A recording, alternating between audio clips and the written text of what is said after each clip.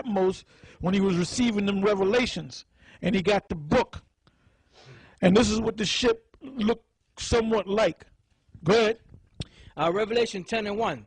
And I saw another mighty angel come down from heaven, clothed with a cloud, and a rainbow was upon his head, and his face was as it were the sun. And what it meant by his face was as it was the sun. It wasn't an angel. It was actually a ship that he thought was an angel, because he saw it coming down from heaven. So he said, "That's an angel." And that face, he had the face of the sun. Them UFOs have lights that come out of the ship. All right. So that's what he saw, a so-called UFO, similar to what Zachariah saw. You got something, brother? All right. Hey, brother, there's going to have to be a couple of parts of this. And I know you brothers want to get down too. Go ahead. Yeah, this is from the same website, Wikipedia. Now, they got, early reports of people that saw UFOs. Here's a report that reminded me of what Elder Tahar just said. It seems a guy by the name of Shen Ko from the year 1031 AD to 1095 AD, he stated that he saw a flying object with opening doors would shine a blinding light from its interior from an object shaped like a pearl that would cast shadows from trees for 10 miles in radius, and was able to take off at tremendous speeds. Now keep in mind, this is 1031 AD, long before planes was invented, any kind of aircraft was invented. This is a guy by the name of Shen Ko, he was from the Chinese government, and he witnessed the sighting of a UFO. And he described it as opening doors, and it would shine the blinding light from its interior. So you dumbass Edomites, you already know who you are. I don't got to say so-called white. You already know that you're Edomites. You know that you're Esau. All right? Start calling yourself Edomites. When you go on job interviews, which if you can get a goddamn job interview, when the part where it says, what's your nationality, you put down Edomite. Edomite American. All right? Go ahead. Revelation. But don't worry. You're looking for a job. You're going to get a job. When our kingdom comes up, you're going to have a job, man. And you're going to get all the overtime, all the OT you want. Keep it on that, brother. Keep it on that, because I want to go back to that. Go ahead. Revelation. You're going to get a lot of OT. All right? Revelation 10:1. And I saw another mighty angel come down from heaven, clothed with a cloud, and a rainbow was upon his head, and his face was as it were the sun, and his feet as pillars of fire. And he had in his hand a little book open, and he set his right foot upon the sea, and his left foot on the earth. So that's why when I see that image right there that you see up on the screen, it said the ship looked like it had those, I guess you would call them tripod, the brother said, and part of this ship, one of the parts landed on the earth and the other part on the sea. So that was a tremendously big ship. Go ahead. And he cried with a loud voice as when a lion roareth, and when he had cried, 7 thunders uttered their voices.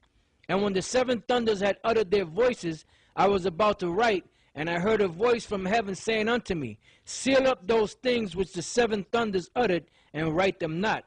And the angel which I saw stand upon the sea and upon the earth lifted up his hand to heaven, and sware by him that liveth forever and ever, who created heaven and the things that therein are, and the earth and the things that therein are, and the sea and the things which are therein, that there should be time no longer. So what is that talking about? It wasn't talking about that time. It's talking about the future. There shall be time no longer. Because this is the last book in the Bible, Revelation. So what was John receiving? What revelations was he receiving? What was going to happen 2,000 years in the future? So we're in that time right now. Go ahead. But in the days of the voice of the 7th angel, when he shall begin to sound, the mystery of the Most High should be. The day of the voice of the 7th angel is talking about the 7th angel, the 7th trumpet, which is the 7 last plagues. when you read extensively through the book of Revelation, the 7 represent nuclear destruction. That's when you crackers are done. So we're in that time right now. We're in between the 6th and the 7th. Go ahead.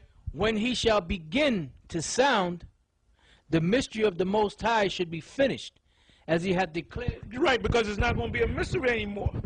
You wondering what color the Lord is?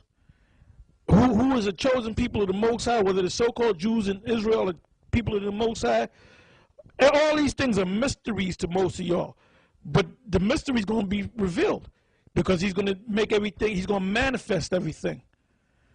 Just like we've been telling you that America is going to be destroyed in a thermonuclear war and America is going to be annihilated, well, guess what? It is going to happen. But it's a mystery to you now. You're trying to figure out a way to get around it, but it's all going to be manifested. Go ahead. As he had declared to his servants the prophets. And the voice which I heard from heaven spake unto me again, and said, Go and take the little book which is open in the hand of the angel which standeth upon the sea and upon the earth. And I went unto the angel and said unto him, Give me the little book. And he said unto me, Take it and eat it up, and it shall make thy belly bitter, but it shall be in thy mouth sweet as honey. And that's supposed to represent this book right here. And let me say this, man. You got guys that come into this truth, and they're on fire for maybe 6 months, maybe a year, maybe a couple of years. Then they start fading out. But that's all in the scriptures, man. That's spoken of in Matthew the 13th chapter. Not everybody, not everyone that's many are called, but few are chosen. You got to be in this thing for the long haul. And I see this happening every day, man. This guy's getting weak. But you know what? Don't worry about it. If you get too weak, the Most High going to just get rid of you. Okay? All you're doing is fulfilling that prophecy. See, you're supposed to be on fire right now. See, you Israelite men, you're not on fire. You're trying to figure out this book. You're trying to buck up what, first of all, we're men of the Lord, and then we're prophets, and you're going to buck up against that. So like I said, when the Most High starts fucking you niggas up, I have to use that word, I'm going to be laughing at your bird brain ass. Go ahead. And I took the little book out of the... I'm laughing at two people. I'm laughing at you damn crackers when you get fucked up, and I'm laughing at you jakes and the other nations.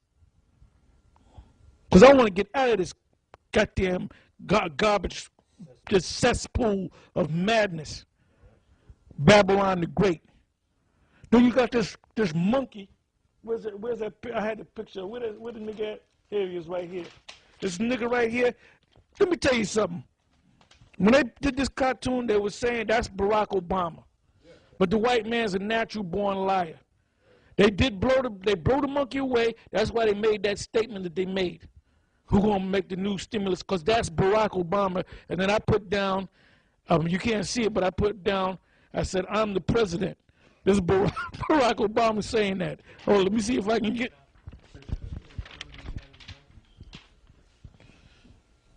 I don't know if you can see it. It says, I'm the president. And that's what's going. He's going into this guy right here, Barack Obama. He's going into slavery any damn way, because he ain't nothing but a damn Hamite. So the hell with him. And the two big-nosed cops, they're going right into slavery. All right? So you better enjoy your damn self, man. A little bit of money that you got, if your bank doesn't go under, you better enjoy your damn self, you bunch of devils. Go ahead. And I took the little book out of the angel's hand and ate it up, and it was in my mouth sweet as honey, and as soon as I had eaten it, my belly was bitter. And he said unto me, Thou must prophesy again before many people and nations and tongues and kings. Hold up, wait a minute. You got to read that part again. And he said unto me, Thou must prophesy again before many peoples and nations and tongues and kings. Who was the angel talking to? He's talking to John, right? John had the when was this revelation written? 96 AD. Read it again. 96 AD. 96 AD. Approximately 96 AD. All right? So now, he had to be close to 100 years old.